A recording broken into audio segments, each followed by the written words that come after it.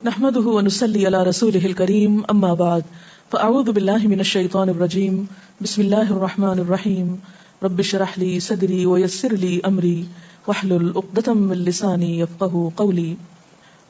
ہماری گفتگو کا موضوع ہے قیامت کی نشانیاں. بحیثیت مسلمان ہم سب کا ایمان ہے کہ یہ دنیا ہمیشہ باقی نہیں رہے گی، ایک دن سب کچھ ختم ہو جائے گا،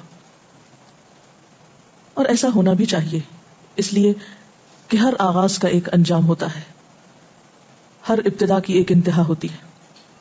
جس چیز پر زندگی آتی ہے اس پر موت کا آنا بھی لازم ہے.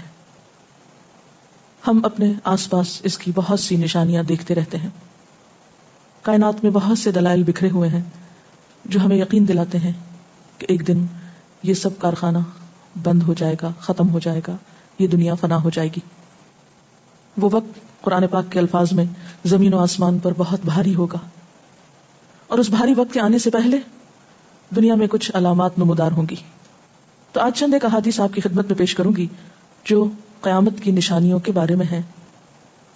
اس سے ایک تو ہمیں اپنے عمل کا جائزہ لینے کا موقع ملے گا، دوسرے ان سے یہ بات سامنے آتی ہے کہ نبی صلی اللہ علیہ وسلم کی باتیں کتنی سچی باتیں تھیں. وہ لوگ جو حدیث کا انکار کرتے ہیں یا احادیث کا مذاق اڑاتے ہیں، وہ ان احادیث کی روشنی میں آج کے حالات کو دیکھ سکتے ہیں کہ آپ صلی اللہ علیہ وسلم نے اللہ تعالیٰ کی بھیجی ہوئی وحی کی روشنی میں جو باتیں فرمائیں آج وہ ہم اپنی آنکھوں سے دیکھ رہے ہیں. بہرحال اس وقت میرے سامنے حضرت ابو ہریرہ رضی اللہ تعالیٰ عنہ کی حدیث ہے جسے ابن خزیمہ نے روایت کیا ہے. رسول اللہ صلی اللہ علیہ وسلم نے فرمایا، قیامت کی نشانیوں میں سے ہے کہ آدمی مسجد کے پاس سے گزرے گا مگر اس میں 2 رکعتیں ادا نہیں کرے گا. آج کتنے ہی لوگ ایسے ہیں کہ جن کے گھروں کے سامنے مسجدیں ہیں، وہ دن رات مسجدوں سے آوازیں سنتے ہیں لیکن مسجد کے اندر نہیں جاتے. نبی صلی اللہ علیہ وسلم کے زمانے میں اس بات کا تصور ہی نہیں تھا کہ کوئی شخص اپنے آپ کو مسلمان کہے اور پھر وہ نماز نہ پڑھے. اسی لیے ہم دیکھتے ہیں کہ منافقین ہر حال میں مسجد میں پہنچتے تھے، بلکہ انہوں نے اپنی ایک الگ مسجد بھی بنائی تھی یا مسجد نامی عمارت بنائی تھی. لیکن قیامت کے نزدیک مسجدوں کے پاس سے گزرنے والے مسجد نہیں جائیں گے. ایک اور حدیث میں آتا ہے، حضرت انس فرماتے ہیں رضی اللہ تعالی عنہ کہ اللہ کے رسول صلی اللہ علیہ وسلم نے فرمایا، لوگوں پر ایک ایسا دور آئے گا کہ ان میں اپنے دین کی حفاظت پہ صبر کرنے والا اس شخص کی مانند ہوگا جو آگ کے انگارے کو اپنی مٹھی میں تھامنے والا ہے. یعنی دین پر استقامت اور دین پر عمل اتنا مشکل ہو جائے گا بعض اوقات کہ جیسے ایک انگارہ ہاتھ میں لینا کہ انسان نہ لے سکے اور نہ پھینک سکے. ایک اور نشانی جو آپ صلی اللہ علیہ وسلم نے ہمیں بتائی وہ یہ کہ زمانہ قریب آ جائے گا، عمل میں نقص واقع ہوگا اور بخیلی پیدا ہو جائے گی، دل تنگ ہو جائیں گے. ایک اور حدیث میں آتا ہے کہ بخیلی کا عام ہونا قیامت کی نشانیوں میں سے ہے. آج آپ دیکھیں کہ بسا اوقات انسان کے پاس اللہ کی دی ہوئی بے شمار نعمتیں ہوتی لیکن انسان ان نعمتوں میں کسی کو شریک نہیں کرتا. چھوٹی چھوٹی باتوں کو مائنڈ کر جانا، چھوٹی چھوٹی باتوں پہ ناراض ہو جانا، چھوٹی چھوٹی چیزوں کو حد سے زیادہ محسوس کر لینا، یہ سب کچھ شح کی وجہ ہی سے تو ہے، بخل کی وجہ سے ہی تو ہے. بخل صرف مال میں نہیں ہوتا، بخل تمام نعمتوں میں ہوتا ہے اگر ان میں اللہ کے دوسرے بندوں کو بطور شکر کے شریک نہ کیا جائے.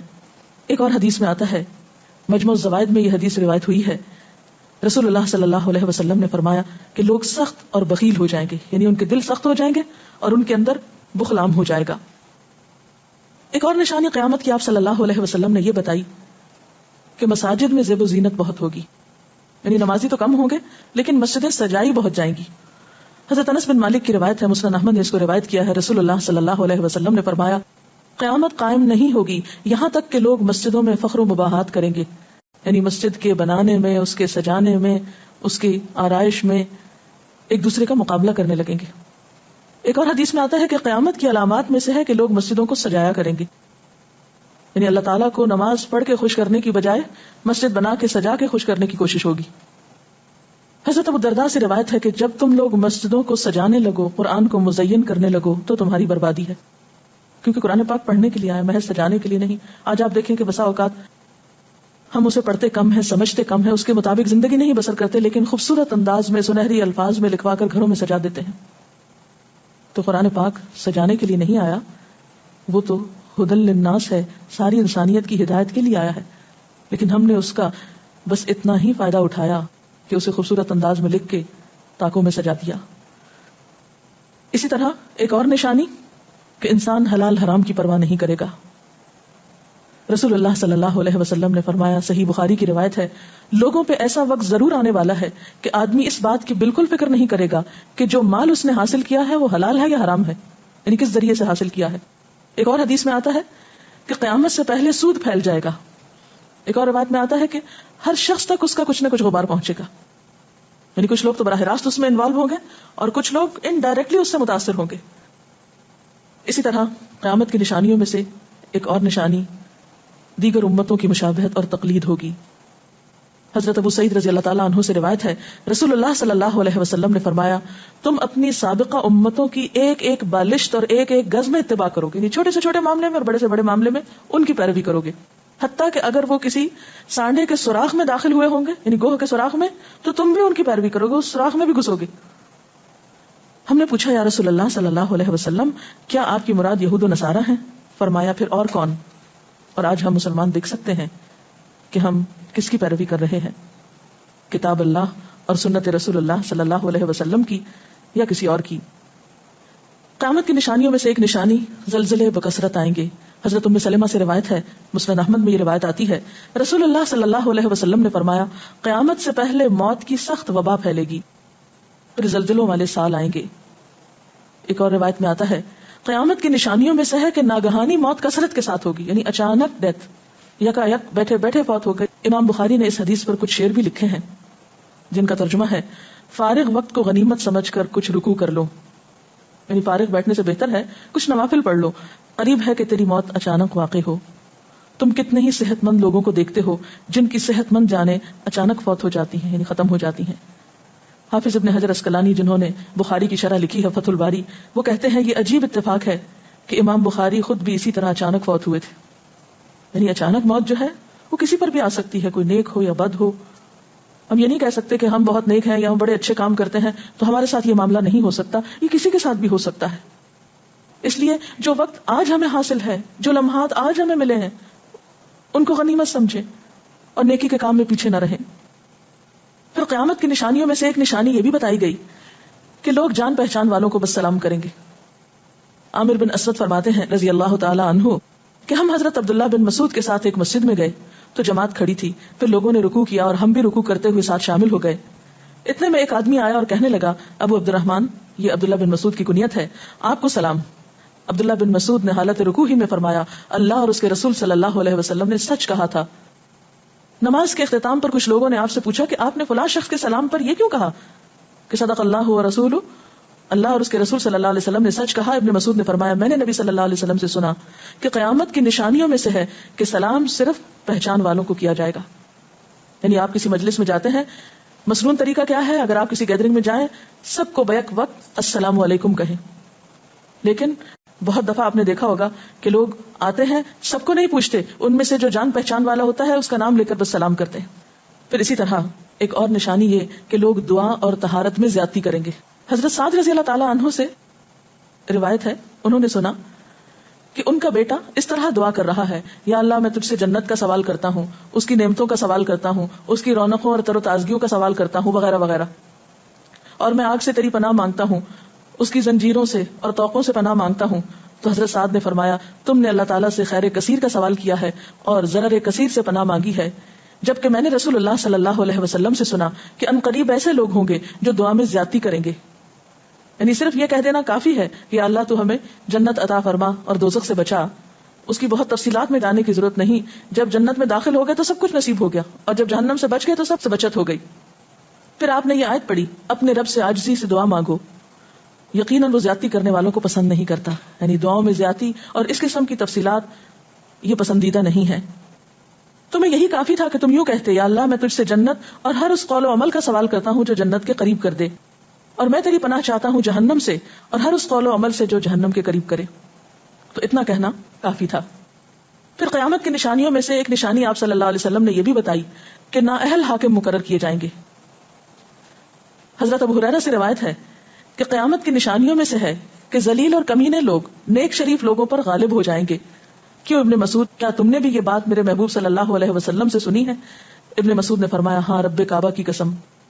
حضرت حذیفہ سے روایت ہے کہ قیامت اس وقت تک قائم نہ ہوگی جب تک کہ تم اپنے امام کو قتل نہ کرو گے، یعنی لوگ اپنے حاکموں کو مارنے لگیں گے اور اپنی تلواروں کے ساتھ آپس میں ہی لڑائی کرو گے، علاوہ ازیں تم میں سے بدترین لوگ تمہاری دنیا کے وارث ہو جائیں گے۔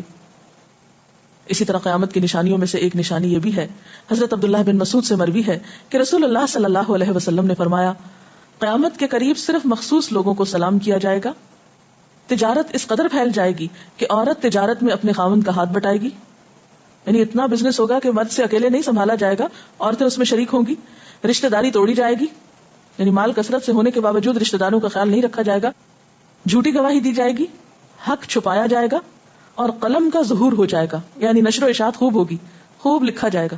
ایک اور روایت میں آتا ہے کہ وقت مختصر ہو جائے گا۔ آج آپ دیکھیے ہر شخص وقت کی کمی کی شکایت کرتا ہے۔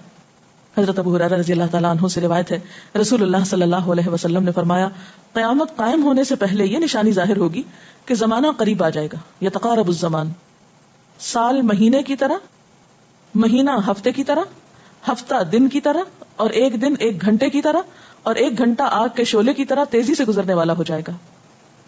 اور آج آپ دیکھیے کہ اللہ کے رسول صلی اللہ علیہ وسلم کی یہ بات کتنی سچ معلوم ہوتی ہے کہ ہر شخص وقت کی کمی کا شکار ہے، اور پتہ ہی نہیں چلتا ہفتہ گزر گیا، پتہ ہی نہیں چلتا مہینہ گزر گیا، پتہ ہی نہیں چلتا سال گزر گیا، پتہ ہی نہیں چلتا اتنی عمر گزر گئی، کل کی بات لگتی ہے۔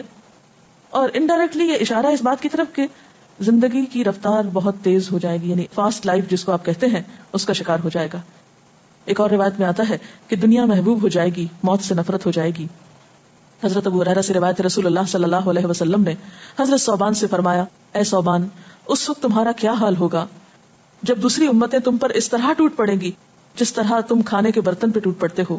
ثوبان نے کہا، میرے ماں باپ آپ پہ قربان، اے اللہ کے رسول صلی اللہ علیہ وسلم، کیا اس وقت ہم تعداد میں کم ہو جائیں گے؟ فرمایا، نہیں، بلکہ تم کثرت میں ہوگے، لیکن اللہ تعالیٰ تمہارے دلوں میں وہن ڈال دے گا۔ صحابہ نے پوچھا، یا رسول اللہ صلی اللہ علیہ وسلم، وہن کیا چیز ہے؟ آپ نے فرمایا، دنیا سے محبت اور جہاد سے نفرت۔ اور ایک روایت میں آتا ہے، دنیا سے محبت اور موت سے نفرت۔ اسی طرح نیک لوگ آہستہ آہستہ کم ہو جائیں گے۔ رسول اللہ صلی اللہ علیہ وسلم نے فرمایا، نیک لوگ یکے بعد دیگرے رخصت ہوتے جائیں گے، فوت ہوتے جائیں گے، فضول لوگ باقی رہ جائیں گے، بیکار، نکمے، جس طرح جو کا بھوسا یا ردی کھجور باقی رہ جاتی۔ اللہ تعالیٰ ان فضول لوگوں کی کچھ پرواہ نہ کرے گا، ایک کوڑے کرکٹ کی طرح ہوں گے جن کی کچھ پرواہ نہ کرے گا کہ ان کو پھینک دیا جائے یا کاٹ دیا جائے یا کہیں جلا دیا جائے۔ ایسے لوگوں کی اللہ تعالیٰ کو کچھ بھی ضرورت نہیں ہو۔ حضرت عمرو بن شعیب اپنے والد سے اور اپنے دادا سے روایت کرتے ہیں، رسول اللہ صلی اللہ علیہ وسلم نے فرمایا، لوگوں پر ایک ایسا وقت آئے گا کہ ان کی خوب چھانٹی صفائی کی جائے گی، تو فضول لوگ باقی رہ جائیں گے اور نیک لوگ ختم ہو جائیں گے۔ پھر آپ نے اپنے دونوں ہاتھوں کی انگلیوں کو آپس میں ملا کر فرمایا، اس طرح ان کے وعدے اور امانتیں خلط ملط ہو کر رہ جائیں گے اور وہ اختلافات کا شکار ہو جائیں گے، یعنی نہ ان میں وعدوں کا پاس ہوگا، نہ امانتوں کی ادائیگی کا احساس ہوگا، اور وہ ایک ہی چیز جانیں گے اور وہ لڑائی جھگڑا، اختلافات، کیونکہ کوڑا کرکٹ ہے نا، کوئی وزن تو اس کا ہے نہیں، کوئی اصول تو ہے نہیں، کسی نیک کام میں استقامت تو ہے نہیں، بس جدھر کو پانی جا رہا ہے اس پہ بہ رہے ہیں، ہوا چل رہی ہے اس پہ اڑ رہے ہیں۔ تو ایسے نکمے اور بیکار لوگ باقی بچیں گے، اور پھر ایک دن دنیا اپنے اختتام کو پہنچ جائے گی، ہر گھر میں فتنہ داخل ہو جائے گا۔ حضرت عوف بن مالک فرماتے ہیں کہ میں غزوہ تبوک کے موقع پر رسول اللہ صلی اللہ علیہ وسلم کی خدمت میں حاضر ہوا، جبکہ آپ اس وقت چمڑے کے ایک خیمے میں تشریف فرما تھے۔ آپ نے فرمایا، قیامت کی 6 نشانیاں گن لو، پھر ایک ایسا عام اور تباہ کن فتنہ ہوگا کہ عرب کا کوئی گھر بھی اس کی لپیٹ میں آنے سے محفوظ نہ رہ سکے گا۔ تو اللہ تعالیٰ سے دعا ہے کہ وہ ہمارے ایمان اور عمل کی حفاظت فرمائے اور ہمیں نیکی کی توفیق عطا فرمائے، اپنی ذمہ داریوں کو صحیح معنوں میں پورا کرنے کی توفیق عطا فرمائے۔ اگر آپ کے ذہن میں کوئی سوال ہو تو آپ کر سکتے ہیں۔ جو لوگ قیامت کی ان علامات کا مذاق اڑاتے ہیں اور کہتے ہیں کہ یہ حالات بہت عرصے سے ہیں، قیامت آنی ہوتی تو آج بھی ہوتی، تو ہم کیا کر سکتے ہیں، انہیں کیسے سمجھا سکتے ہیں؟ دیکھیے کہ جو لوگ مذاق اڑانے پر تل جاتے ہیں ان کا کوئی علاج نہیں۔ نبی صلی اللہ علیہ وسلم کے زمانے میں بھی ایسے لوگ موجود تھے جو دین کے شاعر کا مذاق اڑاتے تھے، قرآن نے ایسے لوگوں کو منافق بتایا ہے۔ اور بات یہ ہے کہ جب قیامت آئے گی تو پھر کسی سے پوچھ کر نہیں آئے گی، اس کا وقت تو اللہ تعالیٰ کو معلوم ہے، اور جب آ جائے گی تو کوئی اس سے فرار حاصل نہیں کر سکے گا۔ آج ہمیں اللہ تعالیٰ نے اختیار دیا ہے، چاہے تو کسی چیز کو مانے اور چاہے تو انکار کر دیں، لیکن جب اصل حقیقت سامنے آئے گی تو پھر ہم انکار نہ کر سکیں گے۔ آپ نے بتایا کہ قیامت کی نشانیوں میں ہے کہ طہارت میں بھی زیادتی کی جائے گی، تو اس سے کیا مراد ہے؟ اس کا معنی یہ ہے کہ لوگ طہارت حاصل کرتے وقت وسائل یا ریسورسز کو بہت ضائع کریں گے۔ مثلا یہ کہ وضو کرتے وقت بہت زیادہ پانی لنڈھانا، بہت صابن گرانا، اسی طرح نہاتے وقت بہت پانی ضائع کرنا. نبی صلی اللہ علیہ وسلم کے زمانے میں پانی کی قلت بھی ہوتی تھی، لیکن اس کے باوجود آپ صلی اللہ علیہ وسلم کی تعلیمات میں ہے یہ بات کہ ایک شخص کو آپ نے فرمایا تھا کہ خواہ تم دریا کے کنارے بیٹھے ہو پھر بھی وضو کے لیے اتنا ہی پانی لو جتنا تمہاری ضرورت ہے، یعنی بہت زیادہ پانی ضائع نہ کرو. آج ہم دیکھتے ہیں کہ بہت سے وسائل کے ذریعے پانی کا حصول بعض علاقوں میں بہت آسان ہو گیا ہے اور لوگ بہت ناقدری کے ساتھ پانی ضائع کرتے ہیں.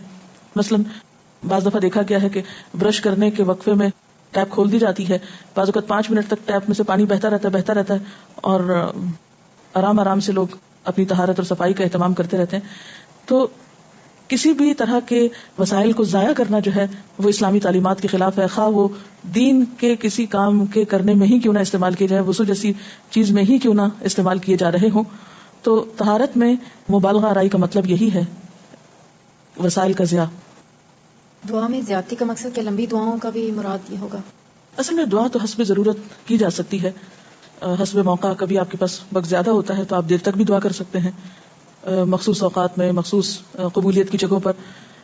لیکن سنت کے طریقے سے ہٹ کر مبالغہ آرائی کے انداز میں دعا کرنا اور پھر ردیف قافیے ملا کر دعا کرنا یا شعر و شاعری کے انداز میں دعا کرنا، ان چیزوں سے منع کیا گیا. وآخر دعوانا ان الحمد للہ رب العالمین. سبحانک اللہم وبحمدک نشہد ان لا الہ الا انت نستغفرک ونتوب الیک. والسلام علیکم ورحمۃ اللہ وبرکاتہ.